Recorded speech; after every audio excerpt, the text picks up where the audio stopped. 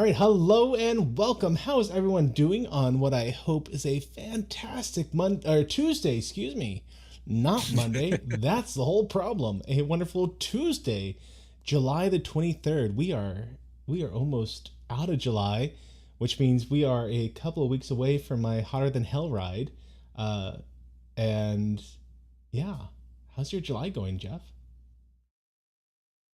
Pretty good. Better than last year. That's for sure. It's not as hot.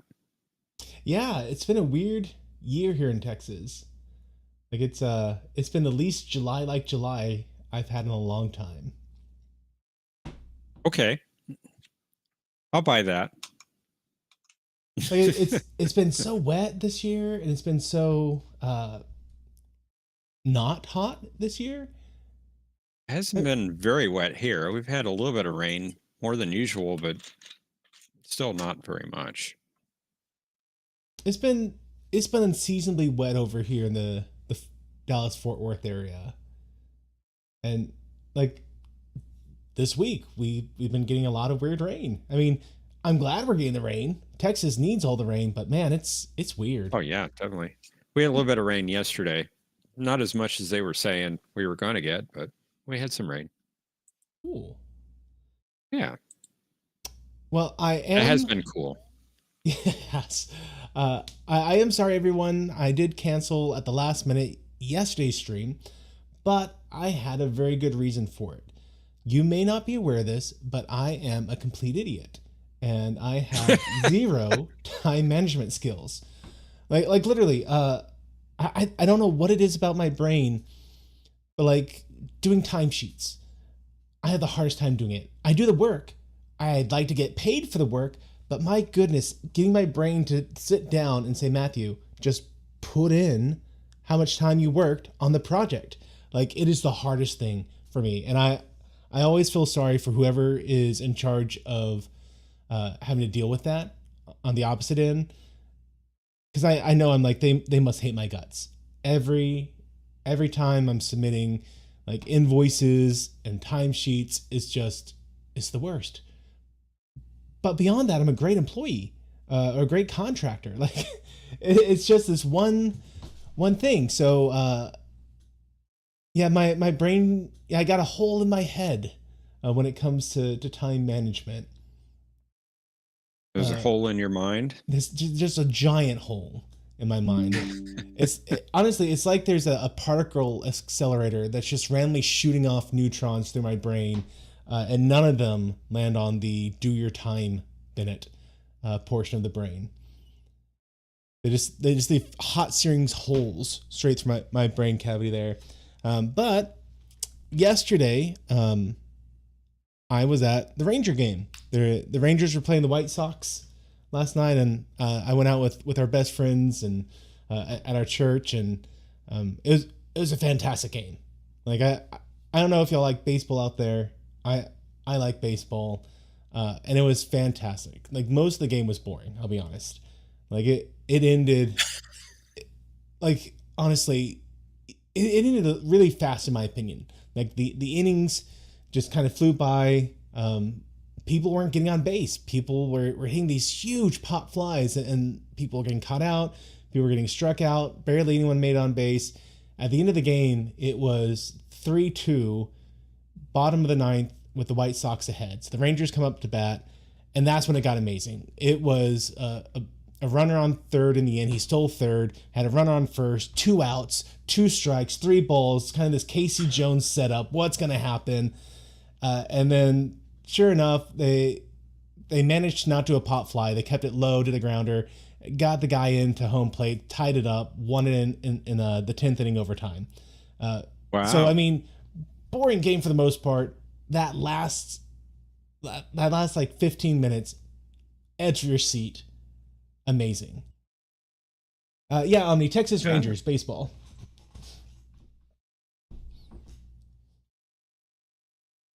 So that's why I wasn't here because I was out having fun at the Ranger Stadium, which is now Globe Life Stadium. I don't know.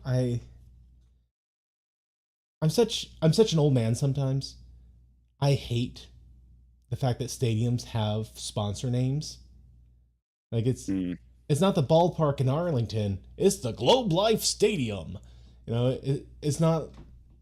It's all about the money. It is. It is. And I hate it. I hate it so much. Um, yeah, Thomas, I actually said a few baseball words. I really like baseball. I never like I don't have time to go to many games, and I don't have infinite money to go to many games. But I do enjoy, once a year I'll head out and catch a local game. Sometimes I'll do the Rough Riders. They're a minor league team over in Frisco. Sometimes I'll catch the Rangers. I say sometimes, like I do this often. I don't. I don't at all. I wish I could. But last year we went to a Rough Rider game at the end of August. It was miserable. I don't know if we won or lost. We spent most of the game trying not to melt into our seats because of how hot it was.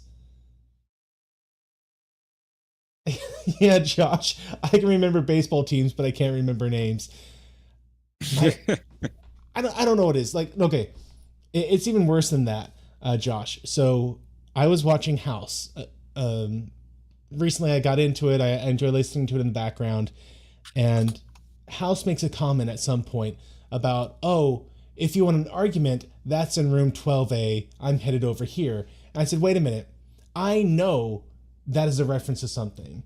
And almost immediately, I'm like, that's a Monty Python reference. And so I looked it up, and sure enough, there's a Monty Python skit about arguing. And the guy goes to have an argument in room 12A. So I can remember in a second that sort of stuff. But you asked me for someone's name that, I know fairly well. I'm lost. Absolutely lost. Just don't forget your wife's name. Yeah, thankfully I've never done that. Never done that. Like I've had it a few times, and this, I'm somewhat face blind, where I have to use other characteristics other than like how your face looks to recognize you. Things like, are you in a certain location? Hairstyles or like distinguishing features kind of help me out more than like actual, like, oh, their eyes are this far apart and their nose is like this. And so there are times where like I'll look at my wife and I'll be like, I don't remember that your face looks this way. And like I have to remember the way my wife's face looks. It's really weird. Like otherwise, like I recognize she's my wife. I know she's my wife, but there's just something. I hope you do. There's just something about the way my brain puts things together. I'm not sure if it's the face blindness. I'm not sure if it's dyslexia, but there's something about the way my mind puts these different things together where every once in a while I just have to do a reset and look at a person and be like, okay, I know this person.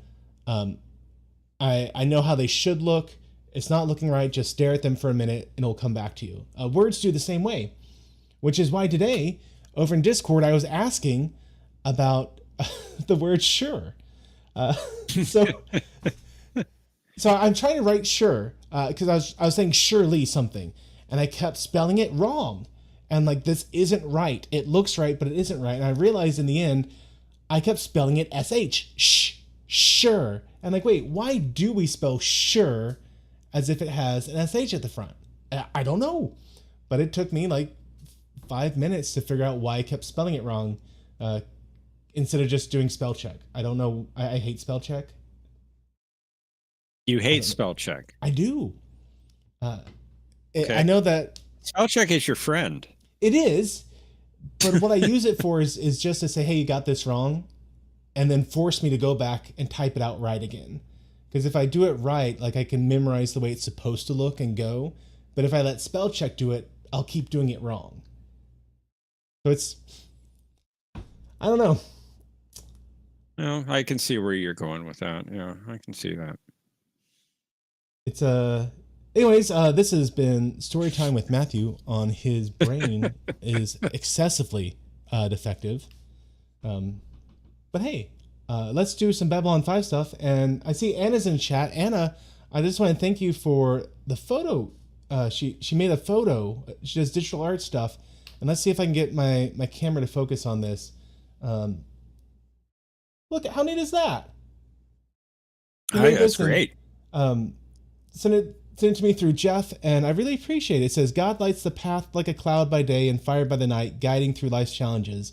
And it has a silhouette on a bicycle, and it's funny because, I mean, there's only so many bicycle shapes, but like that looks very much like my bicycle silhouette.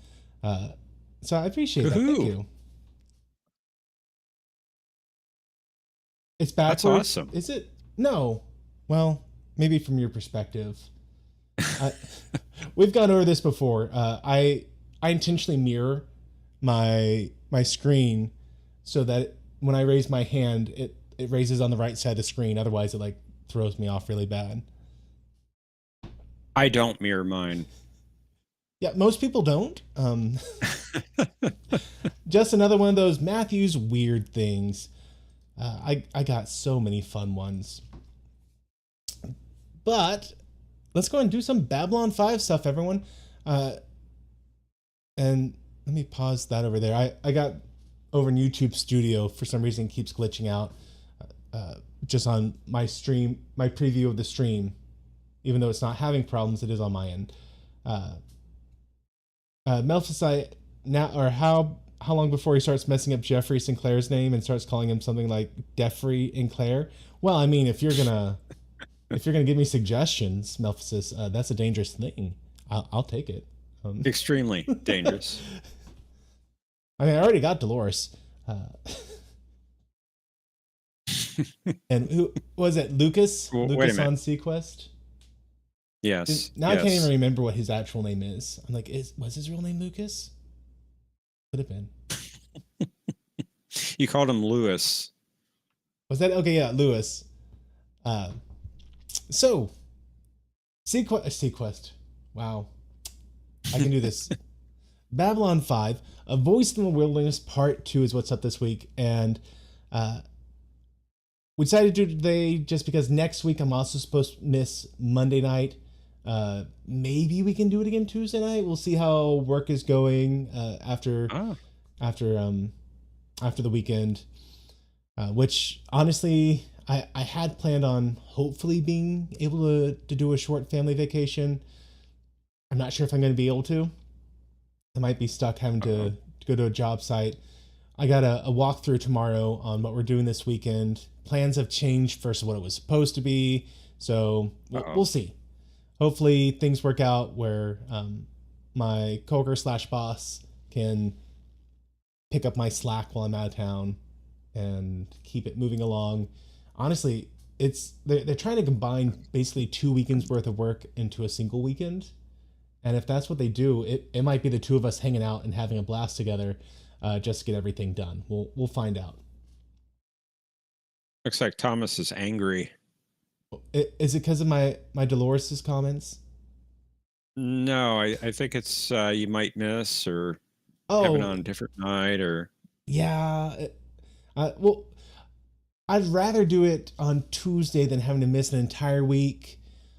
We'll see. I definitely didn't want to miss 2 weeks in a row, but hopefully, we'll see. We'll see. I don't want any promises that I can't cash later on. So let's talk about my predictions for this week. Amy's upset. I don't know if you noticed that. Yeah. We talked today because I just found out about this today, so we're really hopeful that I'm not missing out on the family time because that would be no fun. She'd have to do all because she's still gonna go. She and the kids were gonna go because we're meeting up with her family and have some fun with her family, just a little outside the Metroplex sort of stuff. But it's not fun having to do things solo. It's more fun to have the whole family there. So we'll see. Thomas, you think my job will run more smoothly if I'm on vacation? They might. They might. John says Balana Troy would still like a word about incorrect names. Poor Balana Troy. Didn't get me started on that woman. So yeah, last week I made some predictions about A Voice in the Wilderness Part 2. And A Voice in the Wilderness Part 1, like so much happened in it. They they are really grabbing a lot of plot lines that they've been building up throughout the first season and having them come to, if not the climax for that storyline, at least a mini peak where, hey, it's maybe things are going to happen later on, but here's at least a mini climax, or we're approaching what seems to be a mini climax. And like some of the things going on are things like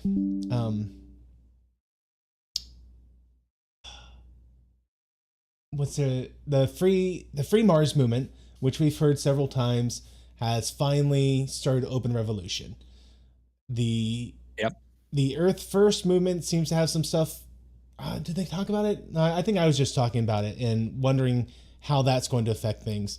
Then you have the Psi Corps and their machinations kind of being brought out. They're not supposed to have anything on Mars, but they have a secret base on Mars. Not Sinclair. I can only think Garibaldi? of. Yeah, Garibaldi. I'm like, it's not Bruce Willis, Matthew. Just you know that's wrong. You know that's wrong. Garibaldi. We found out about one of his exes is on Mars, and he's really concerned about how she's doing. So there's just all these different plot points going on. Niece? Her name is Niece. Okay. Elise. Oh, Elise. Okay, yes. Yeah.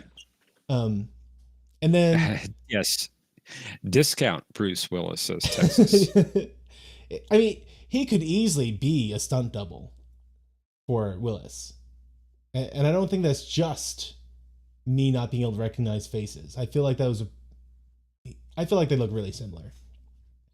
Like, I thought they said Elise at some point. Maybe I'm mistaken. They're saying it was Lise Hampton. No E on the front. And then on top of all that, they have the planet that Babylon 5 is next to sent out some signals, almost caused one of their shuttles to crash because they're investigating an earthquake that uncovered this valley, or valley's not quite enough strong enough word, a canyon, like 5 miles deep. What's the planet called again? The one next to Babylon 5 planet, of course. Yeah, it's this planet, right? Yeah, that's it. The one behind Jeff's right shoulder planet. But they find this guy in there, and he warns that they are in danger. That if they don't get him out, they will die, or in great danger. I forget the exact wording they use at that point. Trevor Lawrence saying Epsilon 3. Okay, Epsilon 3. Yeah, I will endeavor to remember that. I won't, but I will endeavor to remember it. And yes, Thomas, DS9 surely ripped this one off. Exactly. So with all that, obviously the alien who is freed from whatever device he was in this canyon on Epsilon 3, he's the voice crying out in the wilderness that this episode title is talking about. So my prediction was that what we're seeing is that this was a listening post, because it seems like Babylon 5 was specifically chosen to be in a neutral zone type area, equidistance from the 5 main major races that we've been hanging out with, or at least close to equidistance. And I suspect that the alien that they pulled from that had the same idea, that he's in some sort of listening post, and I kind of suspect maybe he's working for the light side aliens, the aliens of pure light that we saw early on in the season. And I feel like his job is to warn about an oncoming danger posed by the shadow race people. Like, and this is just me kind of making some really broad guesses, just based on common motifs of light and darkness. I would assume that this isn't just one race, but it is in fact, or maybe it's one race, 2 factions within one race, but I'm assuming they are at war with one another. Or maybe not open war, then they're in open hostility, kind of like the USA and Russia back in the Cold War, or Soviet Union, excuse me. And so I think what his job is to do is to warn about some lesser race who is allied with the Shadow People who's about to come through the jump gate. And then as part of that, yeah, there I go with the aliens. Okay, come on. They got to be important. At some point, surely it surely can't just be a one-off Do thing they that you have had to? the light aliens and you had Jakar point out that, hey, how do we as higher beings look at ants? And the same distance that there are between us and ants, there are between us and this light being that Sinclair's girlfriend saw. And then at the same time, or not the same time, later on in the season, you had the Shadow People who it seems like they had an emissary who looked, at very least, looked human, who was asking everyone, yes, but what do you want? And then they blew up the Raiders, stuff like that. So I get the feeling we're going to have some sort of ongoing tension between these two sides. And I am assuming they're two sides. But I predicted that by the end of this episode, we were going to stop whatever was about to come through the jump gate. However, it was going to come at a cost. This was going to be a bit of a Pyrrhic victory for us, where the cost of stopping the aliens now puts us into a weaker position to lose a greater battle at some point in the future. So that's... Yes, Omni. Sigma 957 aliens. Yes, that's... Those are the light aliens that Matthew calls them. And they... What's his girlfriend's name? Like Katie or Catherine or Georgiana? I don't know. You just make up a name. You're just going to go with it anyway. I know. She feels like a Catherine to me. So his girlfriend, Catherine, who was surveying Sigma 957, ran into them. Was I at all close? Yeah, it is Catherine. Yes. Catherine Sakai. There we go. So yeah, that's my prediction. Let's go ahead and get this episode. Yet we haven't seen her in a bit. You're right. I mean, I kind of put her in the same category as Cisco's girlfriend, Cassidy, where you don't really have a girlfriend there every single week, or else you have to do something important at some point. But you have her come in as love interest for your main character. So that's, I mean, I assume we'll see her again at some point in the future, but we'll see. So let's do this. If you're here and if you want to, you can click on that link I have pinned up in the chat, and that lets you watch our streaming room all together. And it just lets you see my copy of Babylon 5. We all get to watch together, have a fun time, syncs all our playtime up, so that ideally we're all seeing things at approximately the same time. This only works during the stream right now. If you come out here later, you're not going to be able to click on that link. Is going to take you to an empty thing. You're not going to be able to watch it, because the point of this isn't for you to be able to see this episode of Babylon 5 anytime you want and not go through the proper channels. Especially when the proper channels are free. Like if you have a Prime membership with Amazon, you can watch this for free. No. For free? Yeah. I think you can watch it for free with Amazon. Well, you're paying for Amazon. Well, true. Or you can watch it for free with Tubi TV, but then you have to watch ads. True. And then obviously I don't put up a full resolution copy. I keep this kind of low res, just because I don't want people to use this to circumvent things when you can watch it for free. Or even better yet, you can buy the Blu-rays, which they were on a deep discount this past week. Yeah, they were down to $66, I think. Yeah. So, I mean, it's well worth getting them. In fact, one of my best friends, he actually just bought it this past week, the Blu-ray copies. Fantastic choice. That's great. It's up now to $82.50. So be patient. If you do want to buy it, it's usually down around $75 is what we've been seeing pretty consistently.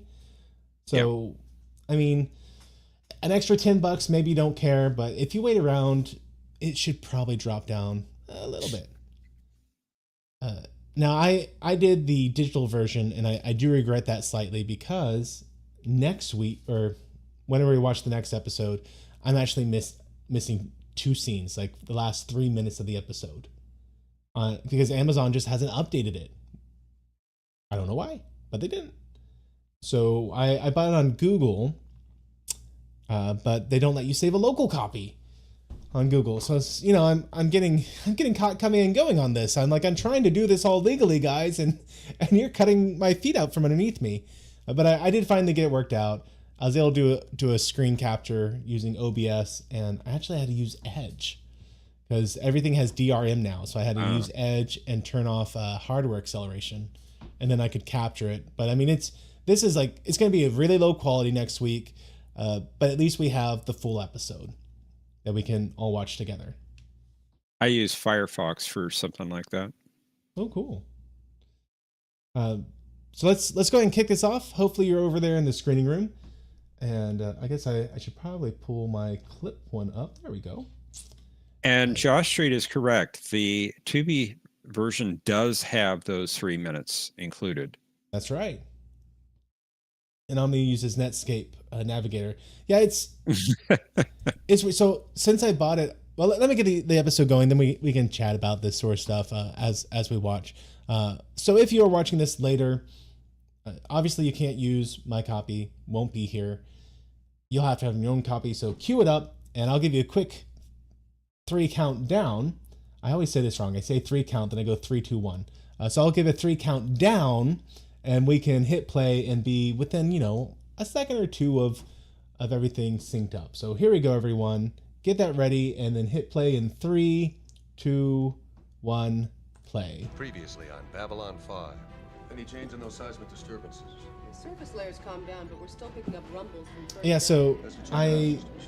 I had bought it on Google, so it lets me watch it through All our YouTube. readouts blacked out for a second. Can you hear it, Thomas?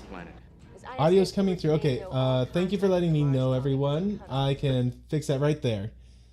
That should take care of it, and hopefully it wasn't enough for anyone to be persnickety about that part. Hopefully we were talking enough over it where they didn't care too much. Thanks for letting me know. Thank you, Omni. And Josh was saying bleed through, yes.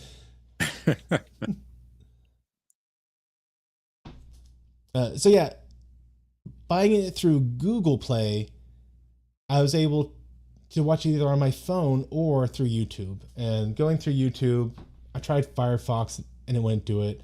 I bought something that was supposed to do it, and then it didn't do it. And so I contacted their tech support and oh yeah, we intentionally mislead people through the way we worded that.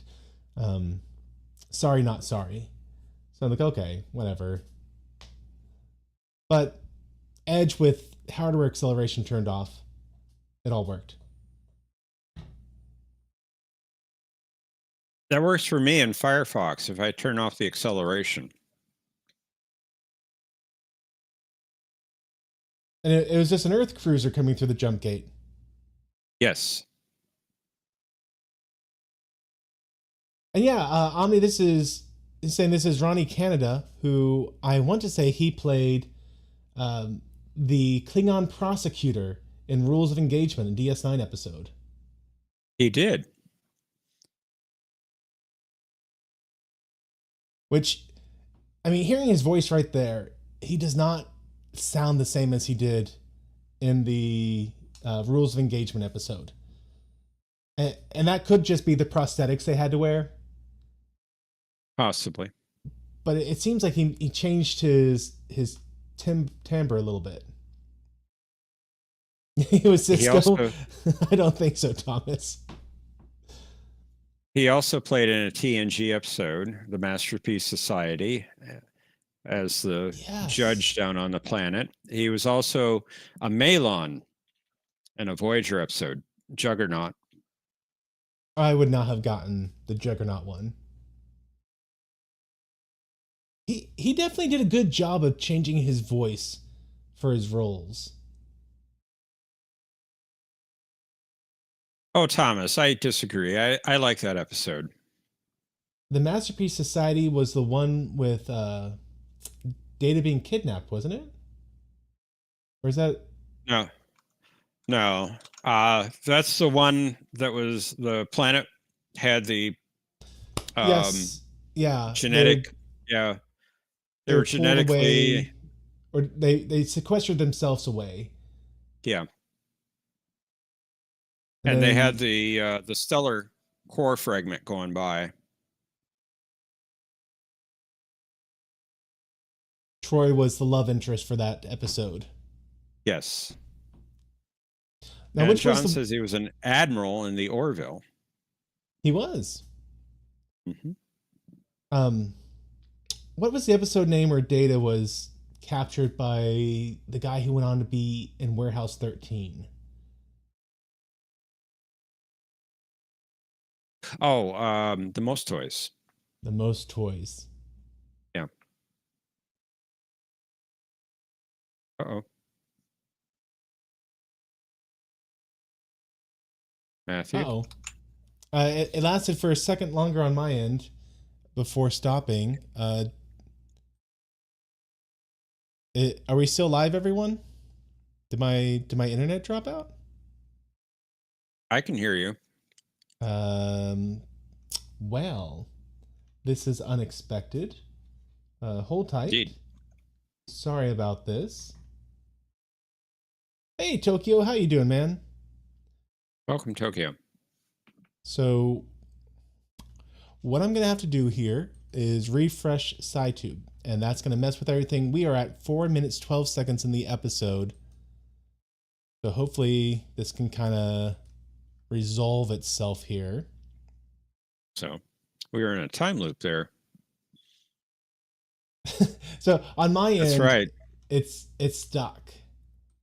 So it's gonna reboot everyone. Don't worry, we'll catch up. So that should do it. We should be. Hopefully.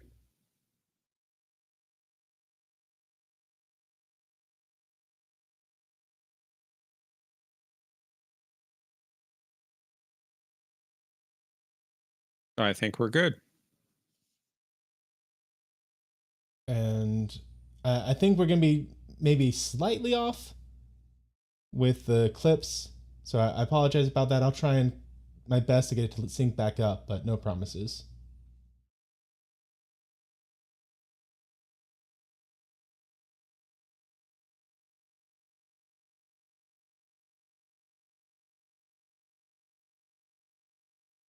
Okay, so Earth forces here because of what they found on Epsilon 3.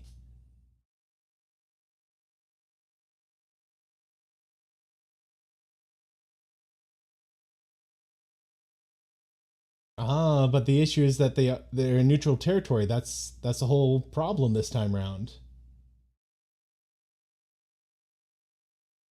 Earth wants it first.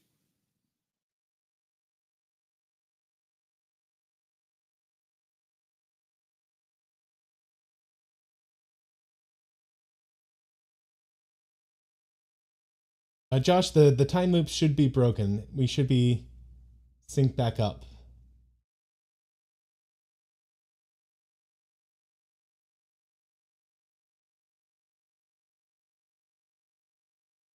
So he's the Admiral guy, or I'm saying Admiral because he was in Orville, so I'm just going to assume he is in this one too.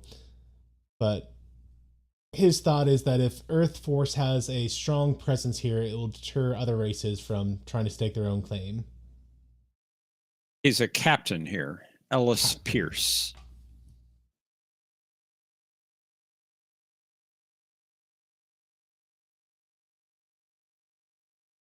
Yeah, I got the shuttle bay decompressed. I almost went out with it, so thankfully we were able to recover. Hopefully this doesn't happen again.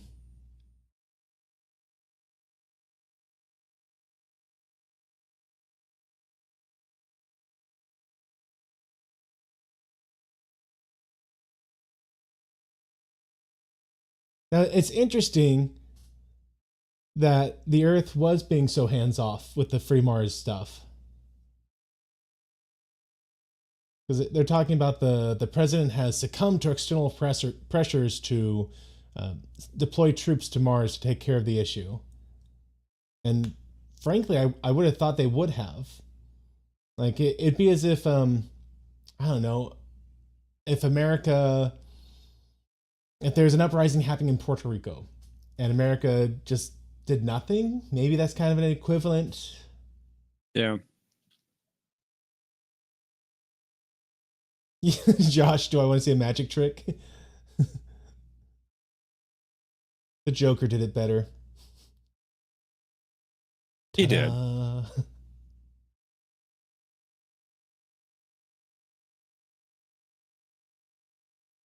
So yeah, clearly Sinclair is feeling a little, a bit of an open wound about what's going on Mars right now.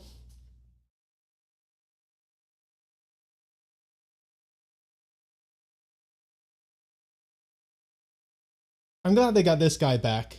Akai, I think his name was Akai Along. It was kind of weird. An episode or two back, they had a senator that he was trying to appeal to, and they wouldn't help him out. It was just weird because they've been doing so much back and forth with this specific senator. To have him not be the one that Sinclair reached out to felt off. Yeah, Omni, Senator Miyagi.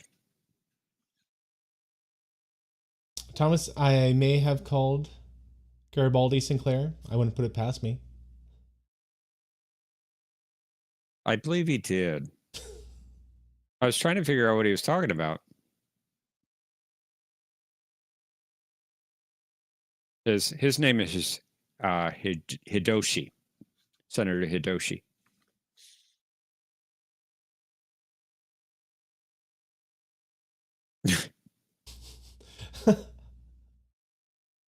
I really hope that was a blooper they left in.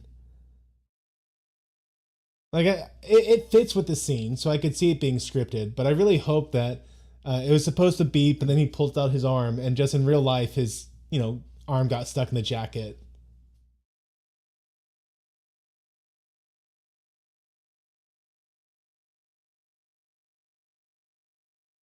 Okay, he's talking about the Hyperion ships. Is that what they're calling the Earth Defense Force? Or is that a different... Well, the ship that came through is the Hyperion. Okay.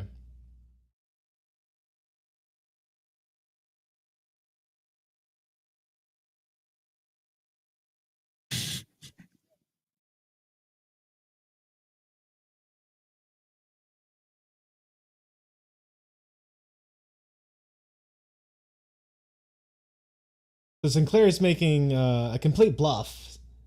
Mm-hmm. Saying that, you have to have a jamming device in order to get to the planet. You should have asked. But unfortunately, it's being repaired right now. Of course, there's no such thing. Is that it, Omni? It's a Hyperion. Yeah, you're right. It is a Hyperion class ship. But is it called a Hyperion?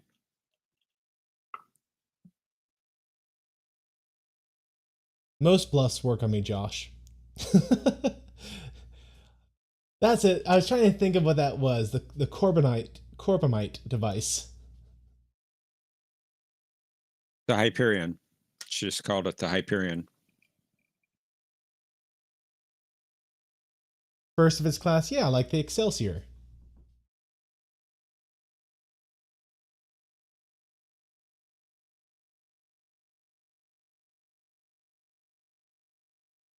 A 5-mile-across fusion reactor.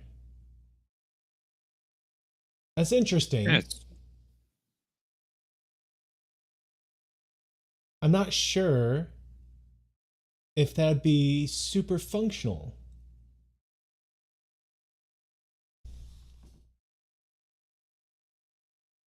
I mean, I guess that's the whole idea, but it seems like once you have that much fusion, aren't you just melting your own planet? I mean, it's out of control. Well, yeah. It doesn't have its controller.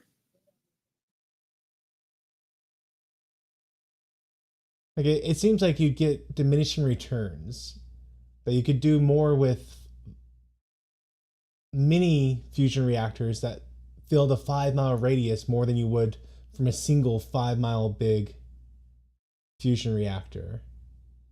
Though admittedly, my knowledge of fusion reactors is limited.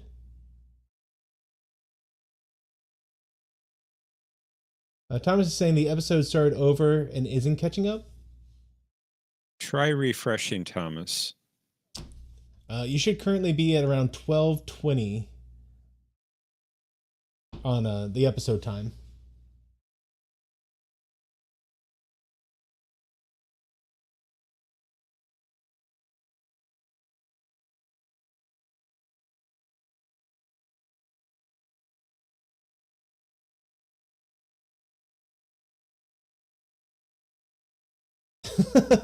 Yeah, and Londo is like, oh yeah, sure. You say it's status quo. Of course, there's always an Earth cruiser parked alongside Babylon 5 trying to make its way onto the planet's surface. Totally status quo.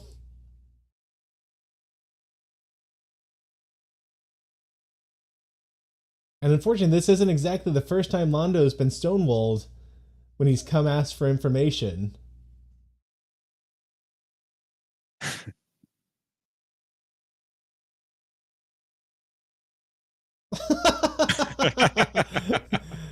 She says, do you really want to know what's going on down there? Boom, boom, boom, boom. Boom, boom, boom, boom, boom, boom, boom, boom. I love that scene. Oh, yeah, there's this guy. Yeah, the guy was plugged in to the machine.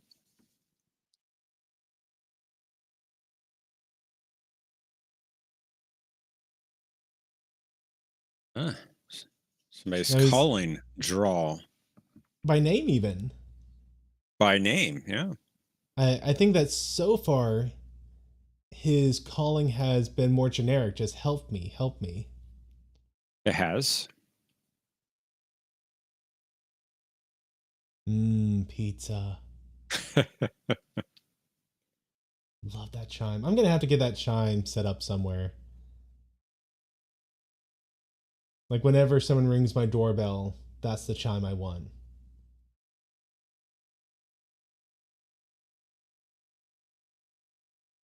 He made that. In a cardboard takeout box. Yeah. It's how a bachelor makes a lot of things. Right?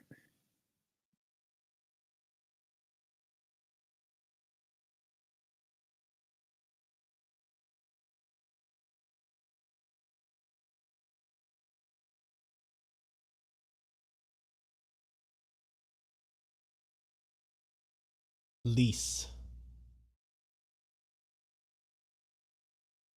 Yeah, it's Space DiGiorno, Omni. You're right.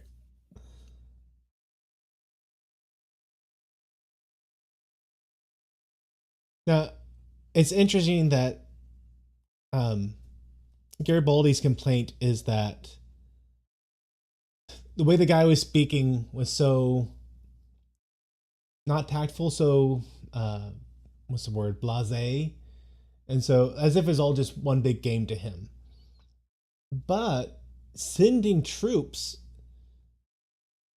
would be extremely beneficial to the environment, I think. Like when you have an insurrection going on, you need the National Guard to come out and stop it. Like that's pretty basic. Spoilers, Josh. Spoilers. I won't read it. Like, I mean, remember the autonomous zone? They call it something like Chad or Chaz. It's in Seattle, I think. It happened during the Summer of Peace a couple years ago. I have no idea what you're talking about. No, so in real life, I think it was in Seattle. There was a place that they called Chaz. It was a something autonomous zone. And they literally declared independence from the city. They would not allow police into this area. They took over the city hall. Okay. I want to say it was in Seattle. And it was horrible. Like, for some reason, they just turned a blind eye to it. It's like, guys, step up. Like, send in the National Guard. This isn't okay. You don't get to Right. just, like, we had a whole war about this between the North and the South. You don't get to declare your independence from the federal government. Uh, Texas says Portland did it too. and by ignoring it, it created more problems. So Yeah. the Earth Force sending troops to Mars makes sense. Like, that is a more compassionate thing than allowing an armed rebellion to go crazy on the planet. Yeah, John, am I suggesting that the Mars Revolt is a mostly peaceful protest? Not quite.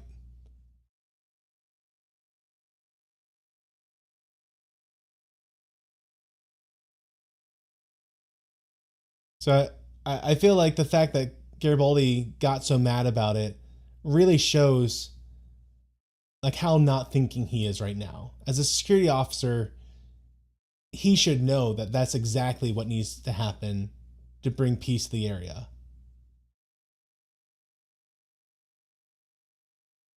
Well, I think he was offended by the slang terms being used, and there was just a game to them that people were dying.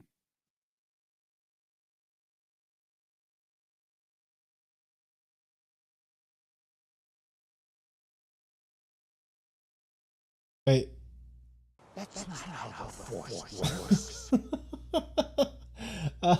Thank you, Joe Biden, for your tip. It says, wish my doctor could make me look like him.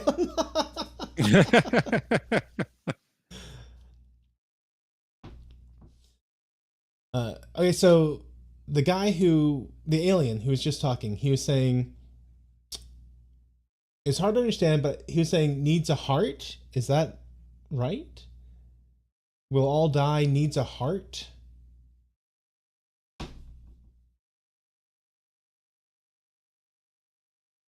I missed the dialogue, so I didn't hear the word he used.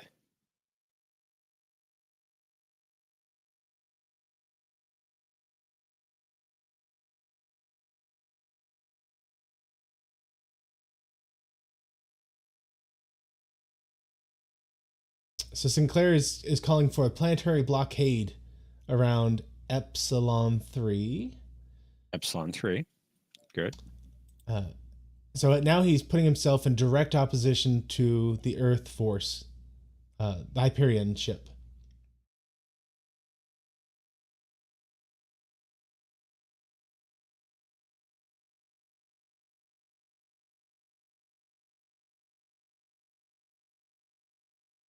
So I'm kind of assuming that alien is saying he's reached the end of his usable lifespan and he's looking for someone to replace him in whatever device it was on the planet. That's it.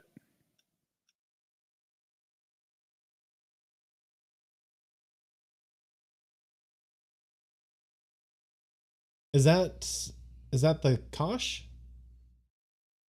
No.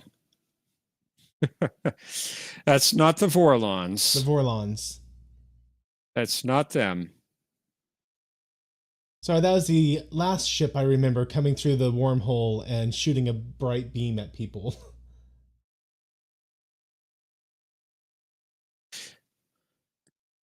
Actually, it's a jump gate.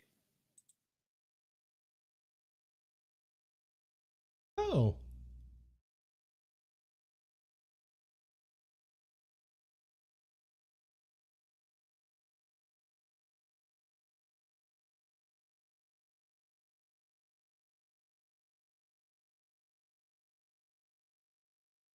I checked the transcript. He did say heart.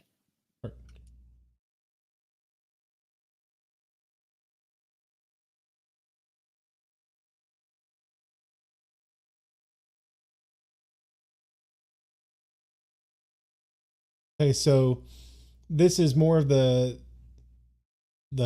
alien, which I'm gonna have to call Biden now. Thank you for that.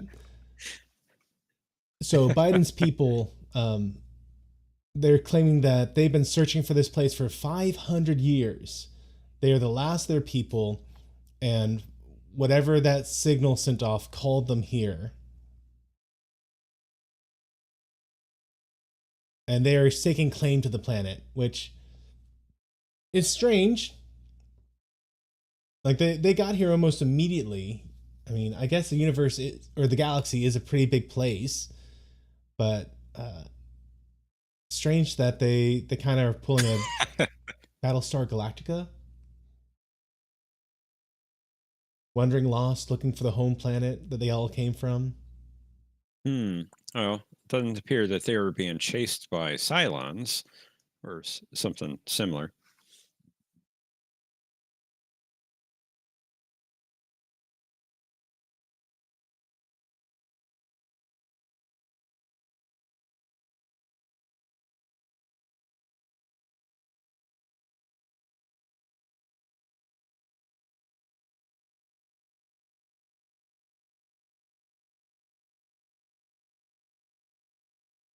Sorry, I'm not talking much because I feel like they're dropping a lot of lore right now.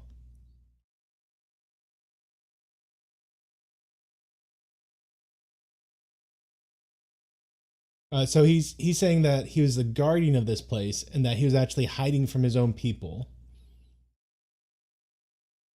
So he's been watching the people, but he hasn't contacted them.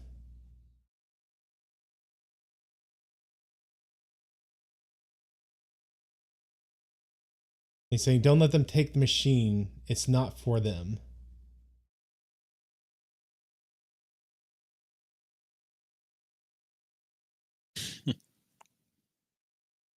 And it's falling apart because it's a fail safe. If there's no guardian, the planet starts to rip itself apart. Presumably because of how dangerous whatever machine is down there.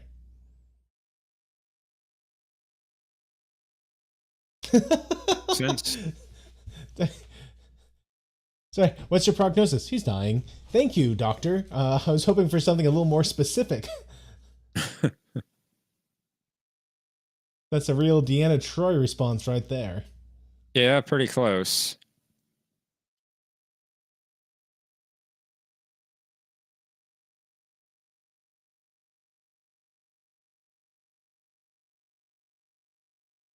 Yeah, John, that's my guess too, that Dolores' mentor becomes the new guardian. What would give you that idea? Narrative framing.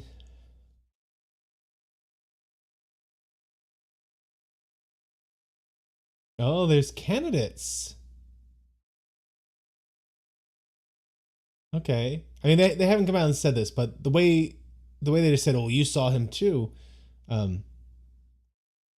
makes me think that he was reaching out to a litany of potential candidates to replace him.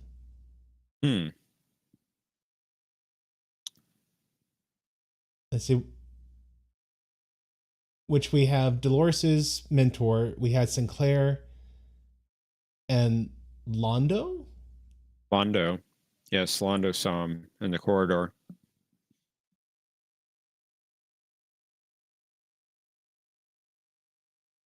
Omni Vajur must merge with the creator.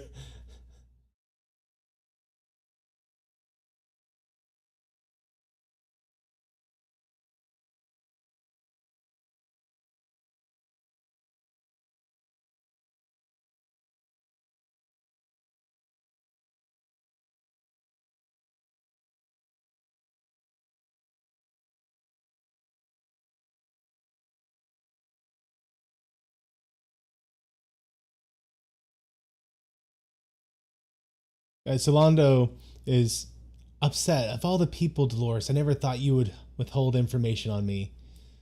But maybe it's time we talk.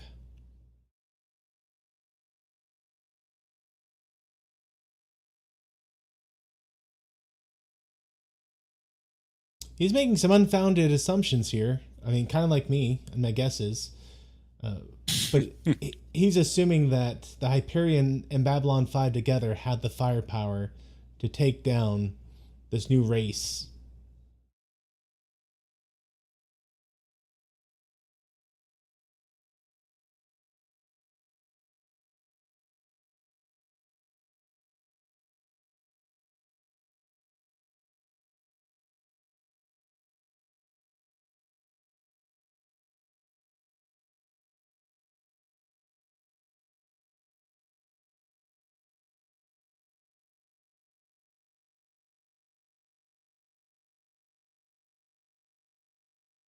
So they're wondering why these three individuals are the only ones that have been reached out to by Biden.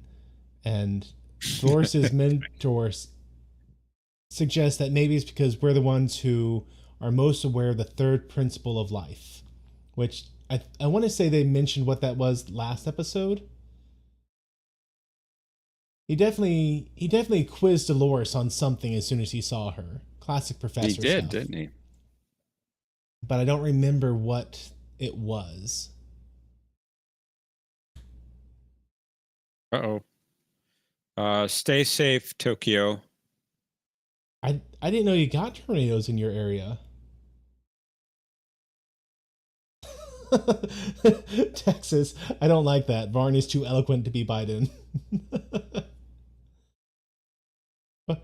Didn't you hear him on the intercom talking to Harris? He was so eloquent.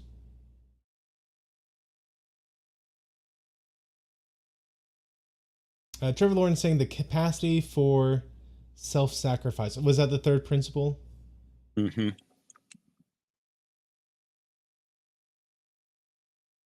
And Tokyo's saying they do. Tokyo's on a flat plane. Yeah, I guess I didn't really ever think that Tokyo. Like I didn't realize you got tornado in that neck of the woods of the world. We had an earthquake here yesterday.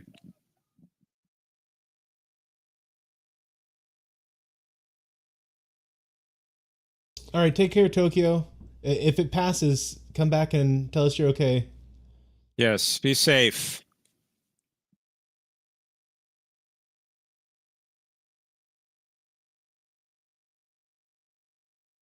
So unfortunately, hotheads are prevailing, as they usually do. The Varn's people were mad that we sent ships down to the planet, so they opened fire. Then the Hyperion captain got mad, and he's firing back. Babylon 5 is launching fighters, and there's Londo. Londo and his purple ship. And he's having fun. Yes, Omni. Pew, pew, pew. Just like Fraulis 12, yep. And yeah, that's a bit of lore we just got for Londo's backstory, that he at one time actually led some attack on Fraulis 12. Where before I had just assumed he was always a statesman.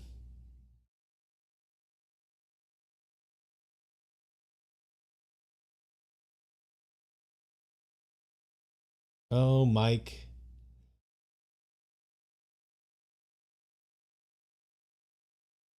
He's not thinking clearly and going off to pursue Londo. Which, now that I think about it, perhaps part of the reason why Londo's getting there without too much difficulty is precisely because they reached out to him. Varn reached out to him. Which would also explain why Sinclair got down safely. Maybe the planet recognizes potential replacements. He found it. And that's right, Texas. As someone tries to kill you, you try and kill him right back. Great quote from Firefly.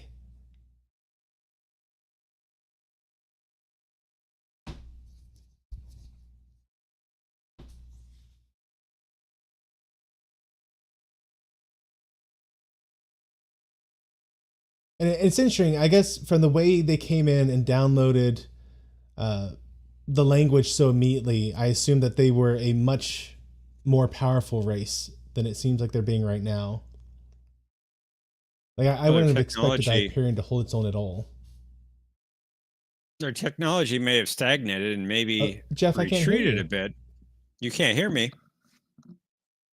I'm talking. Can you hear me? No? Uh-oh.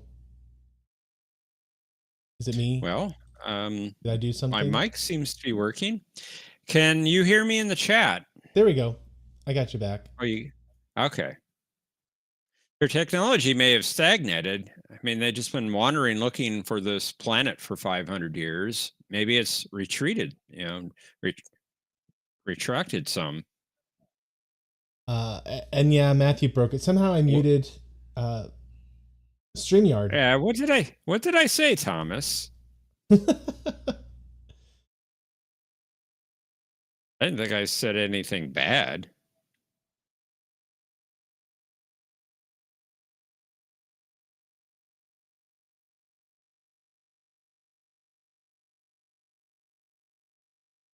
Oh, so Mike didn't even know.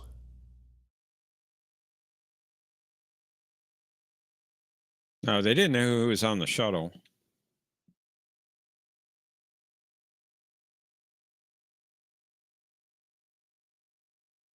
Sure, Thomas. Sure.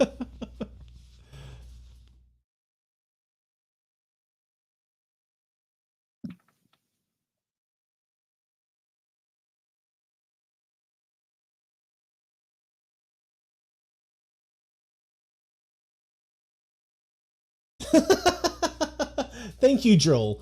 Thank you for spelling sure with the H. And like Thomas said, the ship split apart like Prometheus. Yes.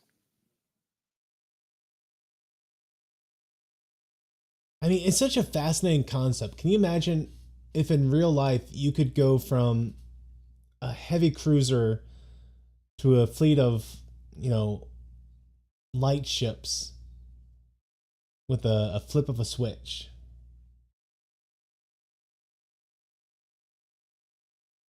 That's right, Texas. Multi-vector assault mode engaged.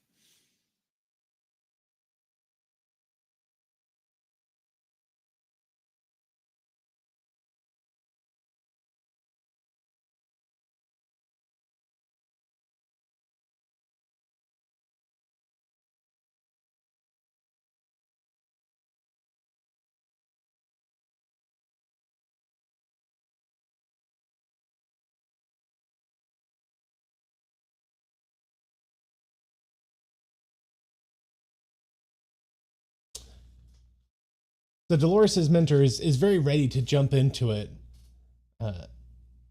He's saying that he could keep it going for centuries more.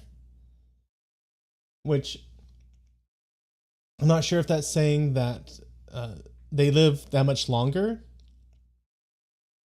than humans, or if it's the machine prolongs life. The machine prolongs the life.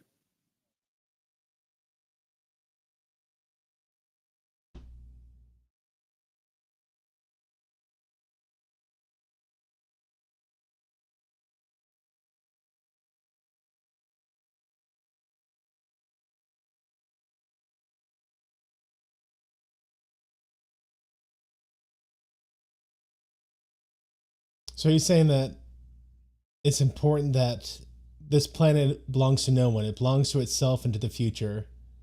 That any one race that had access to it would have an unfair advantage.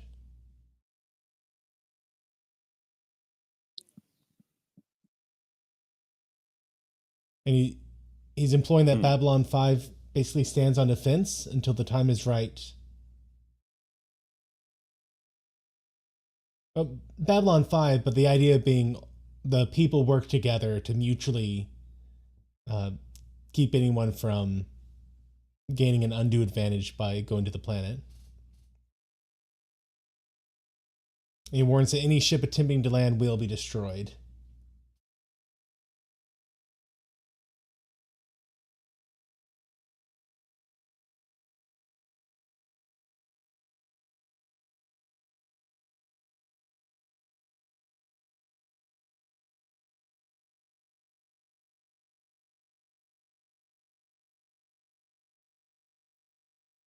And of course, you gotta have someone to call the bluff.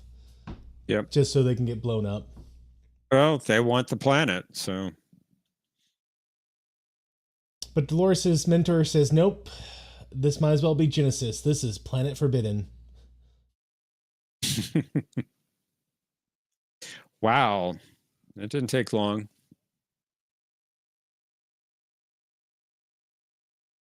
Well, when you have multiple fusion reactors 5 miles long, I mean, True. they got power to back up the threat. I mean, they're basically the Death Star, if the Death Star actually had been a moon. Which I guess they did in the Disney remake of Star Wars. Hmm.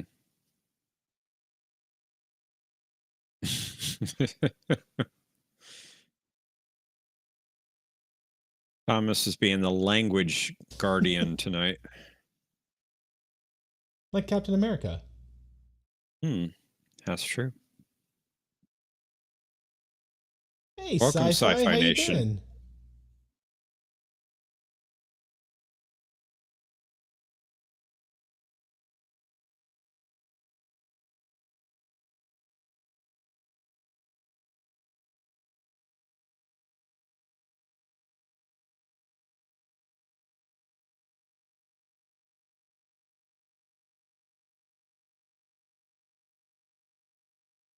There we go. The third principle for sentient life is its capacity for self-sacrifice.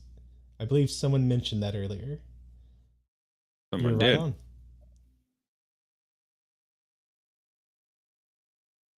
That's true, Joel. He's not dying. He's technically like halfway ascending the way they describe it. Yeah, sort of. Machine assisted.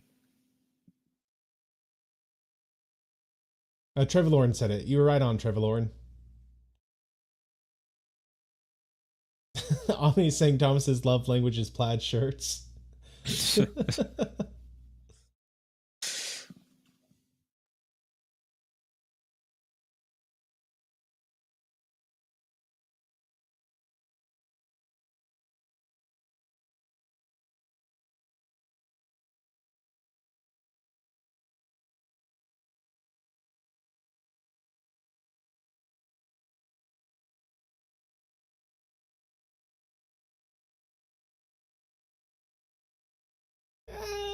I'm not buying the sudden contriteness from the captain. He's like, oh, my regrets if I overstepped my authority when I Yeah, unashamedly overstepped my authority. wasn't a good apology at all.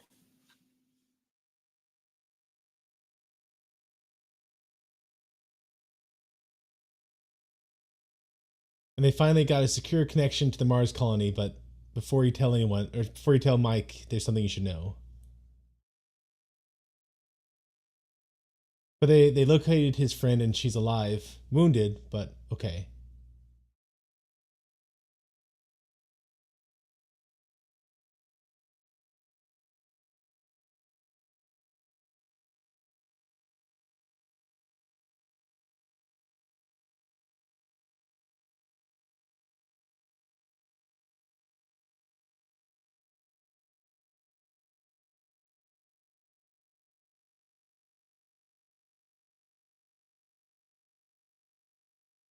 So they're saying the fighting's died down a little bit. Looks like the provisional government has the upper hand.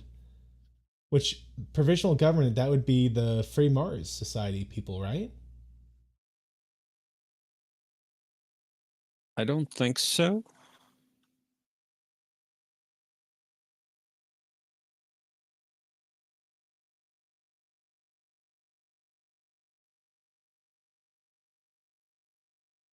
Oh, poor Michael. Hmm. He's ready to go to her side, has a few weeks of vacation coming up, and she drops it on him that no, I'm sorry I'm married.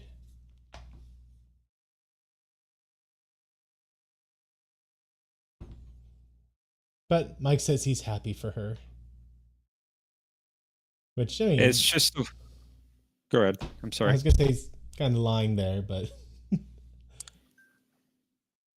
Josh Reed, it's just the way they said it, the provisional Mars government. It sounded a little confusing.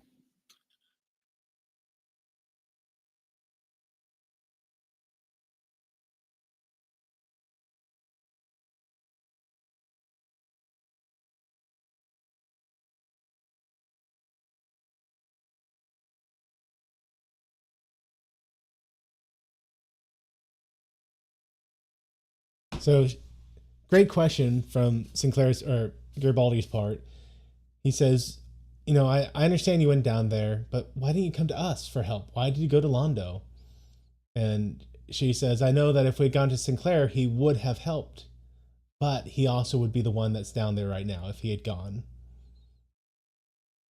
By going to Londo, she made sure Sinclair stays up on Babylon 5, where he can do the most good. At least, most good for her agenda. Yeah, there does seem to be an agenda, doesn't there?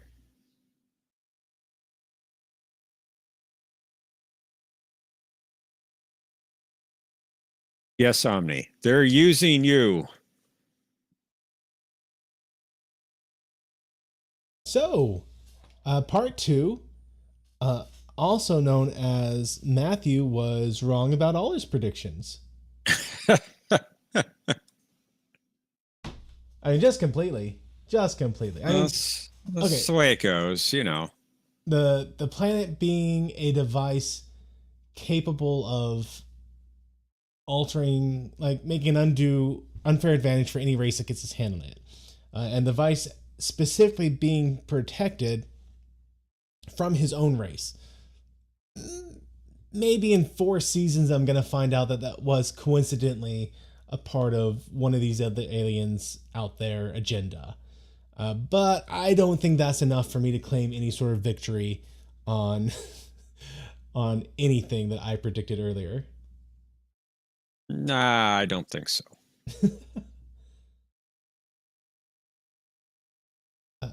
But good episode. It was very good. Good 2-parter. It was good, well paced, I thought.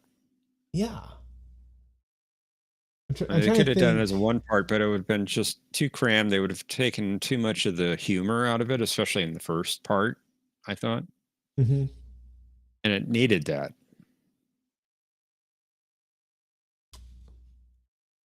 So we kind of got some resolution on the Free Mars movement.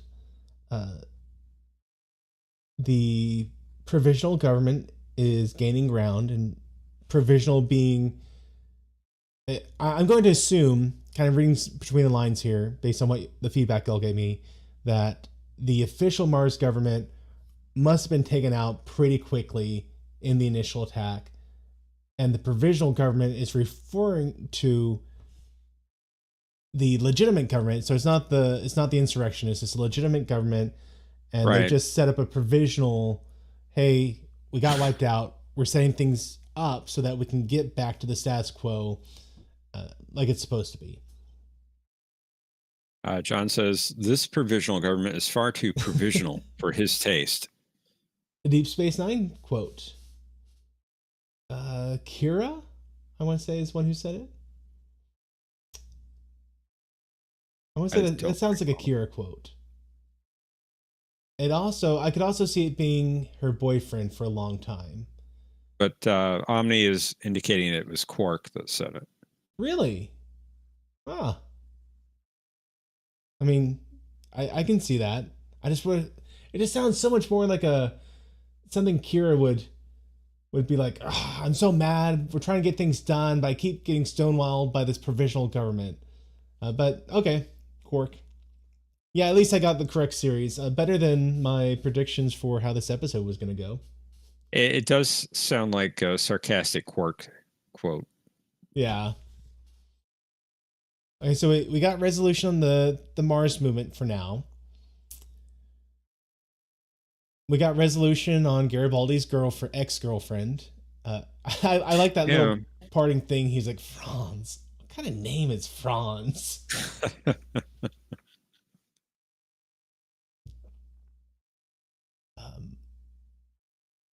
Oh, is that what it was, Sci-Fi? Is it the Provisional Earth government? Well, I think he's talking about the Mars government. Mars government is provisional after the Earth-Minbari War, which I don't recall that. Sci-Fi. Be Omni or somebody that is very well versed would know. Now, in terms of things they haven't wrapped up with this episode, and I'm saying provisional Mars government, okay. We still have what the planet is, which I could see them kind of keeping that in the background, frankly, till almost the end of the series. Like, I could see that very much. The fact they're saying it's not until the time is right. I could see them very much saying the time's not right until right up at the end. Sorry, I swear someone just knocked on my window, which is weird because I'm on a second story. That'd be a trick. Do they have a ladder? No. Sorry. Sorry. I really derailed something me. hit your window. Maybe I got some neighbor kids that like to shoot BBs. I don't think they're shooting BBs at my window. They're much more respectful than that. Thomas, we had this discussion last week. They did explore the planet. They did survey it. They didn't find anything. This thing was 5 miles under the ground, at least. And it wasn't visible until the fissure was created from the tremors. And Joel's saying, referencing what I said earlier, Mars is Puerto Rico. Yeah, I feel like there's a hole in your window. Decent enough analogy. John. No, so what I think it is this happened like last week or something. I think one of their kids got locked out, and that's the sound of them tapping on some window on their house right next. You know, these lot sizes have almost nothing between houses. Anyway, sorry, I really derailed myself with that. It was weird. Thomas, it's a distinct possibility they hired Matthew to explore it. Yeah, I got done. I'm like, I didn't find anything.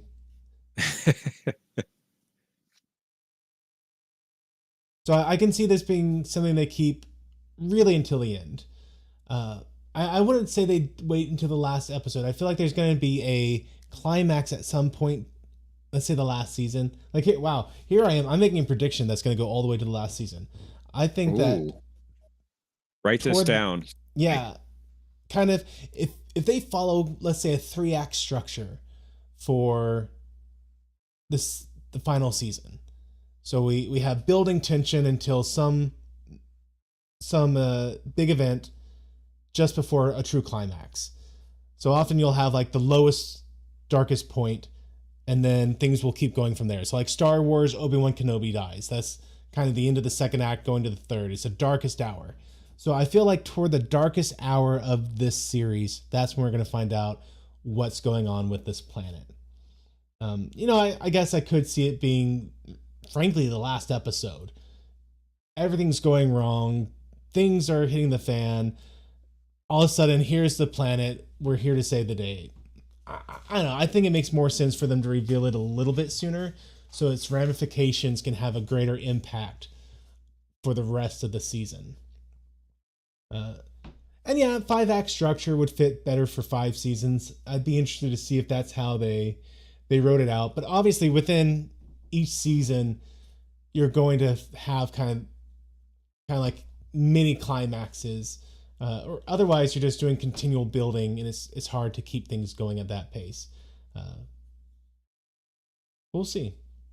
Yeah, or it could be next week, Joel. I don't know. Oh, is that it, Josh? Josh says that the Martian food riots in 2251 was why Earth put a provisional government in. Oh, okay. Was that in the beginning, Josh? Mr. Lindell, I am sure I'm going to be shocked. Like, it's interesting, once we get into a specific episode, I can see kind of the form that the episode's going to take. But that's only because they have written the show so tightly where they're following good narrative structure. And so I'm like, oh, there we go. Yes, I see where it is now. But they've also written the show so well and left it open-ended where it's really fun to be making these guesses and be wrong every time.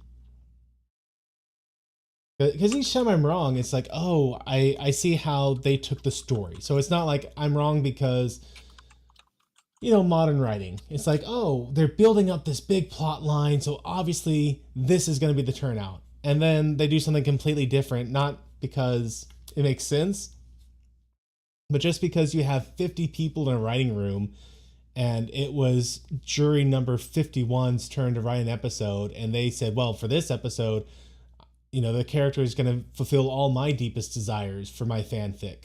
And so no episodes related to the next episode. And it's a hot garbage mess. Whereas this is very much, we have a plan and we're seeing it step by step by step unfold, and I'm loving it. It is very well written. There are some hiccups, I will say, down the road.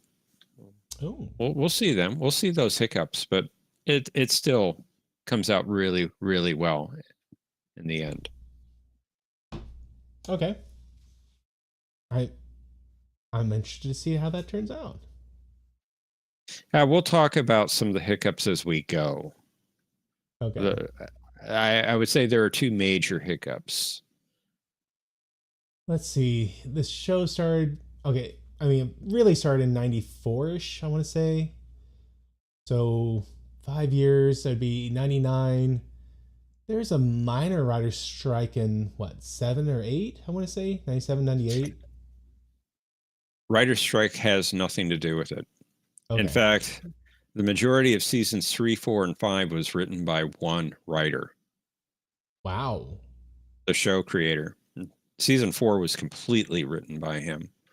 Wow. That's a lot of work. That is a lot of work.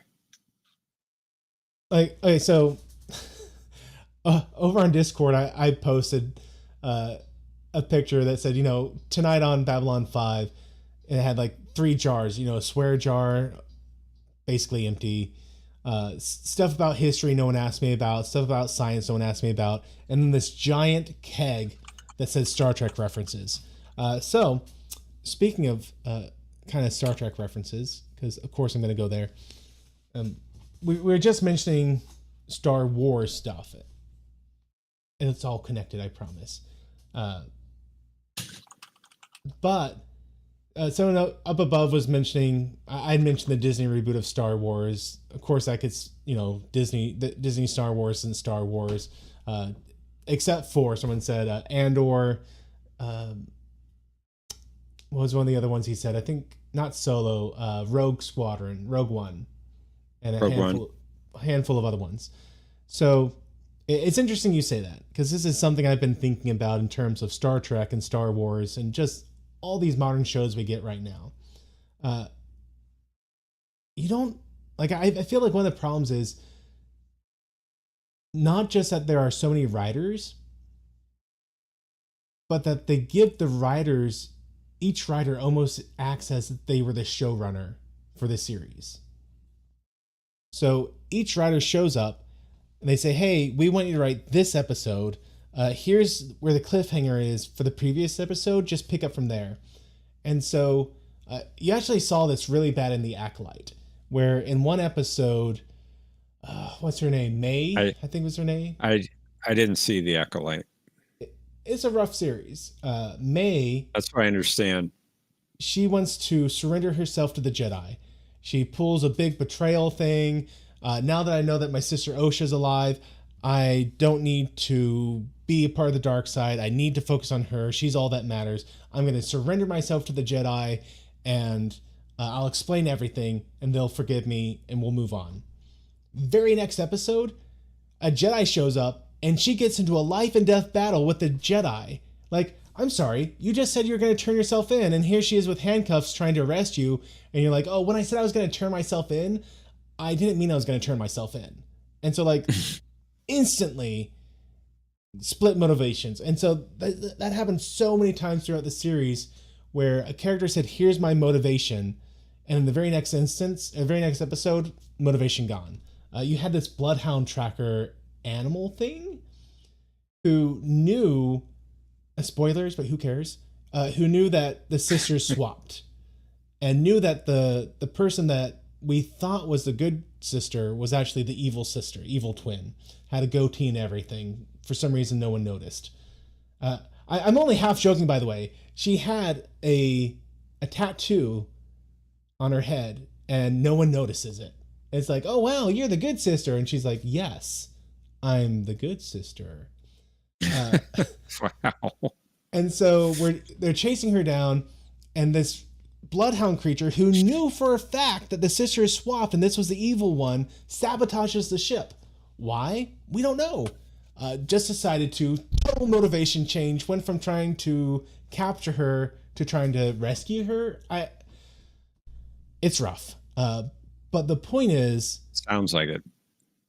Each writer is given too much power, and they're treated like showrunners for that episode, instead of saying, hey, you're going to write a story, it's going to fit in, here's a larger thing that's going on, make it work. And then the showrunner reading the script and saying, no, your character's motivations are garbage, they make no sense whatsoever, you got to do it again. You don't get that for some reason right now. Whereas with TNG, I mean, think about all the TOS episodes where you had different show writers, but they all had to follow the Bible, the series Bible. Yeah. So you didn't have an episode where Riker was just saying like, oh, you know what? All of a sudden I resent being under Picard, and I've actually been in love with Data all my life, and and you know, Worf is my best friend, and we spent summer camps together on Rigel's set. Like, but I mean, this is the sort of absurdity you get today, where just on the flip of a switch, they're a different character. So you could be in the same episode. Oh yeah, same episode. Look at Discovery. Oh my goodness, yes. So it's interesting that they are doing such a good job keeping the plot going, even though you have the different writers. I mean, DC Fontana was a couple episodes ago, wasn't she? Yes. So you can have an episodic series, an extremely episodic series, serial series, an extremely serialized series, and still have different writers. So the idea of one guy doing all this for a whole season, that had to be rough on him. Like, that had to be exhausting for him. Oh, I'm sure it was, but he's also the creator of the show, so. Oh yeah, He knew where he wanted to go with it. I mean, he had this outline all drew up, and he wanted to stay the course. Now that outline did change, and we'll talk about that when the time is appropriate. But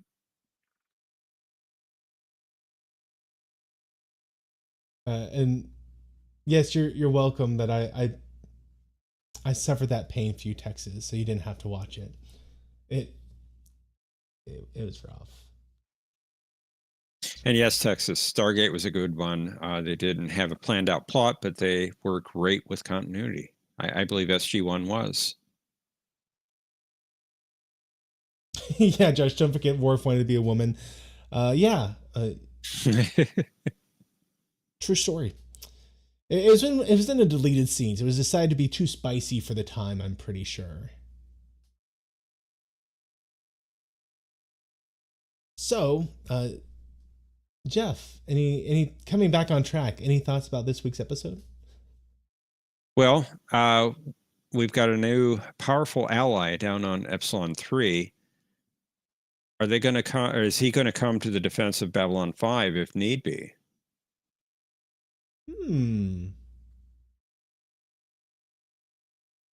That's a good question. I mean, he's tasked Babylon 5 with taking care of him, basically, or taking care of the planet.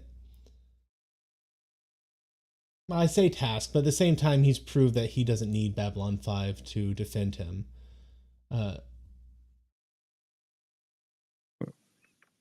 He's given them a charge.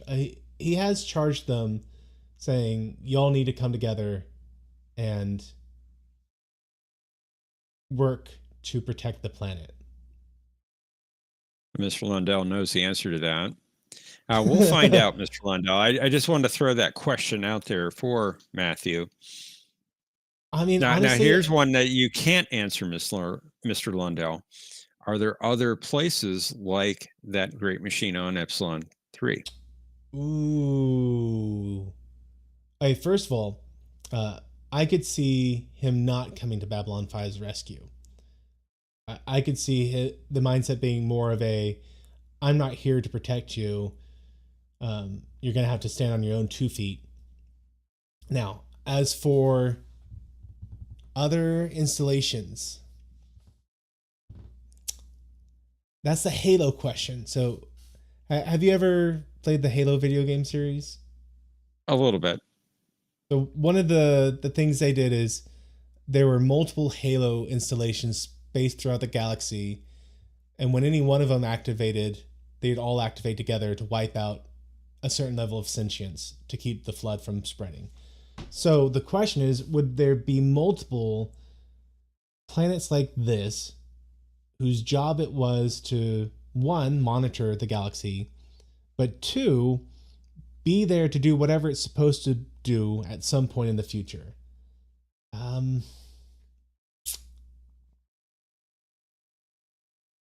I could see it. Like, it definitely wouldn't surprise me if at some point in the future you had a moment where all the planets started to activate together to do something, assuming there are more. For the time being, I'm just going to assume that this is the only one out there. Okay. You could be right. Maybe you're not. I'm probably not. Time will tell. Maybe. Maybe not. I could see me being right about a general statement, but being completely wrong in everything I assumed about that statement. Now, this was a good episode. Something we haven't talked about much is Londo. You know, he got the eye recovered by Mr. Morden and his associates that seem to have propped him up with his government. And now he's sensing his youth with this little jaunt down to Epsilon 3 in the shuttle. He was having fun with that. Is this going to lead to something more? Well, surely it's got to lead to something. I don't know if his joy of leading the troops, so to speak, will relate to it. But I mean, the stuff that happened, what do you want? That's got to come back. And honestly, I'd like to see it come back. I mean, even if we get in the next couple episodes, I'd like to see some point of building tension between Londo and Jakar, just to keep that plot thread going. Well, they do seem to be building up a tension between the two. That's for sure. Josh is saying, what is my prediction for the next episode? All right. Next episode is called Q squared. No, next episode is called Babylon squared. Time squared. It's time squared. The reason... No, it's Babylon squared. The reason I said Q squared is last week we were talking about how there was a book called Q squared. And it is one of my favorite novels. Had a bunch of time travel stuff. So that I'm going to stick with that. That's my guess. Babylon 5 time travel episode. They're going to say squared. So let's say there's going to be 2 Babylon 5 installations. Timey-wimey shenanigans happen. You get 2 of these installations side by side. How about one of them? Let's say one of them comes from the future. And it is devastated, ravaged by war. And so they get... hey, thank you for subscribing, Joan. If you're here, thank you. Appreciate it. I heard that. Oh, excellent. That means I actually set up my audio halfway right. You muted me earlier. halfway. I got it fixed. So it would kind of like what was the Star Trek episode that did that? I forget. It doesn't matter. But I think Babylon 5 from the future shows up. Maybe the current people on Babylon 5 go to the future. We see it totally ravaged, and they get a hint about what's coming and how maybe they can avoid such a fate. So I think it's going to be timey-wimey stuff going on, and let's assume it's going to involve future events. Well, I would love to see that episode. Let's see if you're right. Hopefully we'll find out next week. Maybe on a Tuesday. If it doesn't work out for Tuesday, then I'm sorry. We will have to wait one more week before we get to do it. But hopefully Tuesday, everyone. Well, I got to say that this next one is a fantastic episode. So I hope we don't have to wait 2 weeks. Me too. So I look forward to it, and we'll see you ideally next Tuesday at the hour of scampering. Looking forward to it. Thanks for joining us, everyone. Take care. Thanks for watching this video. If you enjoyed it, please be sure to hit that like button and share it with your friends. If you haven't subscribed yet, I hope you will, and be sure to hit that bell icon to be notified of all the updates I do on this channel. If you want to support the work I'm doing here, then I hope you'll consider becoming one of my Patreons, where you'll get early access to all kinds of videos. And until the next time, may the Lord bless you and keep you. May he cause his face to shine upon you and be gracious to you. May the Lord lift up his countenance upon you and give you peace. Amen.